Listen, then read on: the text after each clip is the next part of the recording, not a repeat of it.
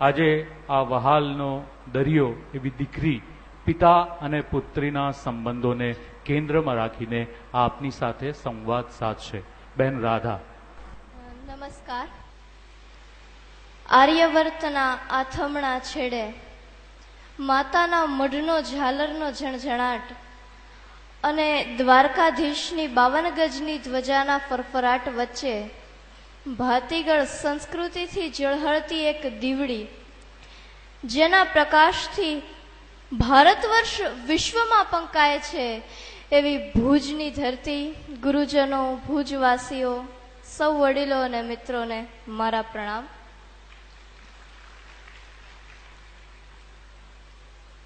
માં અને માતૃભૂમિને સૌથી પહેલા વંદન એ કદાચ પિતાના શ્રેષ્ઠ સંસ્કારો પૈકી એક ગણી શકાય.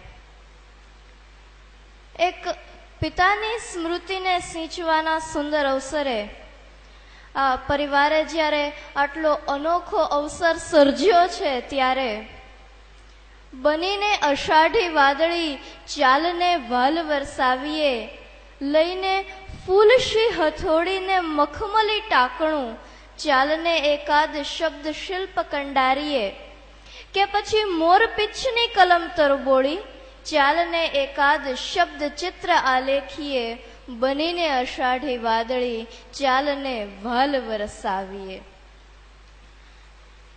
આ કવિતામાં કયા એવા વાલના શબ્દ શિલ્પ કે શબ્દ ચિત્ર આપણા સૌના મનમાં કોક ને કોક ખૂણે ક્યાંક ને ક્યાંક, ક્યારેક ને ક્યારેક ચોક્કસ સર્જાયા હશે.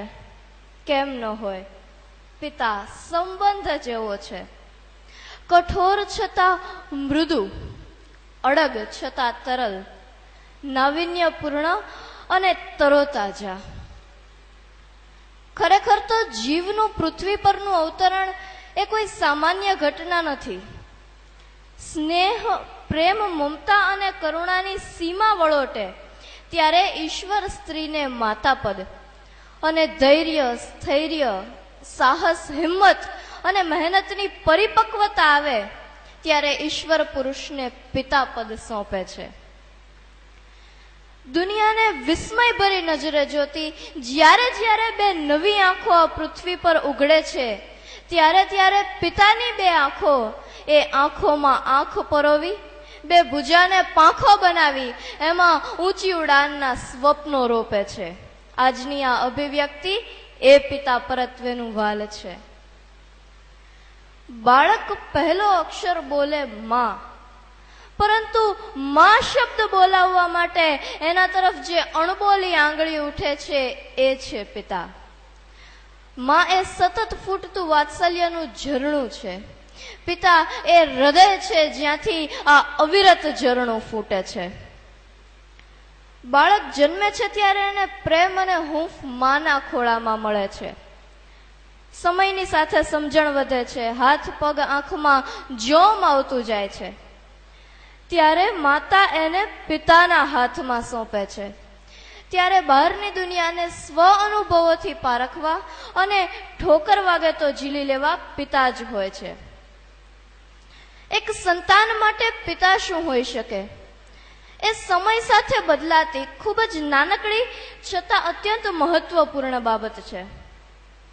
આપણે ચાલતા જ ન શીખ્યા હોઈએ ત્યારે ઘોડો, શીખીએ ત્યારે ચાલણ ગાડી, શાળાએ જઈએ ત્યારે એકડો ઘૂંટવા પાટી પેન, અને કિશોરાવસ્થામાં એક એન્સાઇક્લોપીડિયા. આ બધું જ કોણ છે? પિતા. રમકડાની કાલી ઘેલી દુનિયાને પ્રપંચોથી બચાવે છે પિતા. આત્મસન્માન સાથે ઊભા થતા, ચાલતા અને વિજયી બનતા શીખવાડે છે પિતા. ઠેલણ ગાડીથી મંગળ દીવડા સુધીની સફરમાં જરૂર પડતા તમામ દુન્વયી અનુભવોને પોતાની મીઠાશમાં ઘોળીને પીવડાવે છે પિતા. ઉંમરના દરેક તબક્કે પૂરક બનીને આગળ વધારે છે પિતા. અને પછી પિતાની આ જ મહેનત આપણને જિંદગીની દોરી પર સિદ્ધાંતોનો વાંસ લઈ આદર્શ અને વ્યવહારની બંને બાજુ સમતુલા જાળવી અને એ જીવનની દોરી પાર કરાવે છે. આપણને સુરક્ષિત, સુખી અને સંપન્ન રાખવા કવચ બનીને વીંટળાઈ જતા બે હાથ, જીવનમાં એક પછી એક સફળતાના શિખરો સર કરાવતા બે પગ, જગતને નિહાળવાની સકારાત્મક દ્રષ્ટિ અને સફળ થવા માટેની તીક્ષ્ણ અને દૂરંદેશી નજર એટલે પિતા.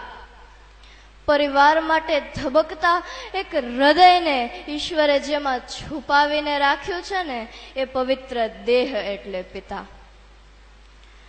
આપણે વારંવાર જોયું છે કે ઘરમાં મોભ, હોડીમાં સઢ, ઇમારતમાં પાયો જેવી દ્રઢ અને કઠોર ઉપમાઓ જ પિતાને અપાય છે.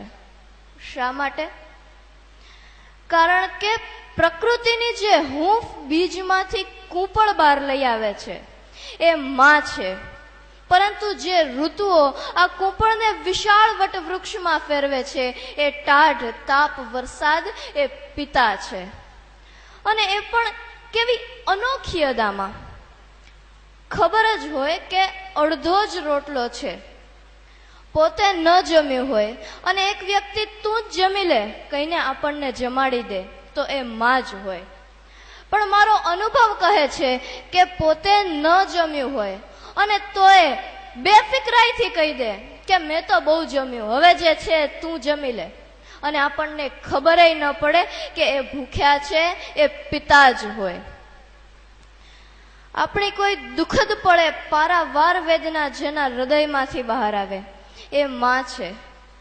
પરંતુ આ વેદનાના વિષને પણ કંઠમાં સમાવી, કંઠ રૂંધીને પણ મૌન ધારણ કરી આપણને અને સમયને બંનેને સાચવી લે એ પિતા છે. અતિ મહત્વકાંક્ષી, કોઈ પણ ભોગે કંઈક મેળવવા ઈચ્છતા અને ખૂબ સફળતા મેળવેલા પુરુષને પણ જ્યારે એક પિતા તરીકે જોવામાં આવે ત્યારે હંમેશા એ સૌથી મોટો ત્યાગી અને નિસ્પૃહી જણાશે. કારણ કે એની માંગ પોતાના માટે હોતી જ નથી, પરિવાર માટે હોય છે. પિતા સંબંધ જ પરિવારનું આવરણ છે. પૂજ્ય ગાંધી બાપુને આ ભાવના સમગ્ર રાષ્ટ્ર માટે હતી અને એ ભાવનાએ જ એમને રાષ્ટ્રપિતા બનાવ્યા. વિશ્વમાં અસંખ્ય કહેવતો, સુભાષિતો, સુવિચારોમાં જે માના ગુણગાન ગવાયા છે એ જ સિક્કાની બીજી અભિન્ન અને નક્કર બાજુ એટલે પિતા. સ્વજન માટે સ્વની આહુતિ એ પિતા પદનું પ્રથમ ચરણ અને સંતાનોનું સર્વથા કલ્યાણ એ પિતા પદના સુખનું અંતિમ સોપાન છે. પિતાએ આપેલા વચન ખાતર ભગવાન શ્રી રામે પત્ની સહિત 14 વર્ષનો વનવાસ કર્યો. પિતાએ આપેલું વચન પાળવા નચિકેતાએ સ્વયંને યમરાજ સામે ધરી દીધા. પિતાના પ્રાણ બચાવવા અભિમન્યુ 7 કોઠા ભેદીને ચક્રવ્યૂહમાં મૃત્યુને ભેટ્યા. આપણા શાસ્ત્રોમાં દર્શાવાયેલા આ તમામ દ્રષ્ટાંતો ક્યાં અંગુલી નિર્દેશ કરે છે? સંસ્કારોની શુદ્ધતા તરફ, પિતાનું જીવનમાં સ્થાન, એમણે કરેલા પરિત્યાગ અને એના ઋણ સ્વીકાર તરફ. બાળકના ઐશ્વર્યપૂર્ણ જીવન માટે પિતા જે કંઈ પણ કરે છે એના ઋણ સ્વીકારના આ દ્રષ્ટાંતો છે. પિતા હંમેશા સંતાન માટે ત્રીજી આંખથી જુએ છે. નાળિયેરનું મીઠું પાણી એ માં છે અને એનું સખત કોચલું એ પિતા છે.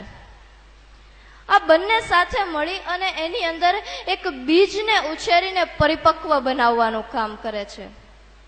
જેમ જેમ બીજ પાકે છે એમ એમ પાણી કોપરામાં ફેરવાય છે અને જ્યારે બીજ સંપૂર્ણ રીતે પાકી અને સ્વતંત્ર રીતે ઉગવા માટે સક્ષમ બને છે ત્યારે એ કોપરું અને કાચલીથી જુદું પડી જાય છે. પિતા જ્યારે સખત બનીને પરિવારને સુરક્ષિત રાખે છે ત્યારે જ અંદરનું નરમ પાણી બીજને પકવી શકે છે. આ કઠણ પડ વગર પરિપાક સંસારમાં શક્ય નથી. એકલું કોપરું બીજ ઉછેરી શકતું નથી.